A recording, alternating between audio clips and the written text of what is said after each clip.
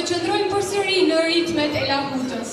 Por përpara se të prezantojmë numrin e radhës, në mes shumë miqve që na përshëndesin dhe që janë prezent sot, kemi edhe një të ftuar special të cilin e përshëndesim dhe e falenderojmë kryetarin e Malësisë së Madhe, zotin Tonin Marina.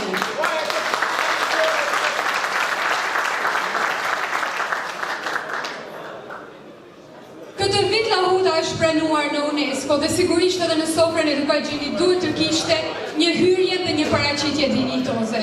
Gjithashtu edhe numri i radhës është me lahut dhe kush më mirë si një lahutar i vjetër i një shtëpie fisnike të Dukagjinit do të paraqiste sot një këngë me lahut.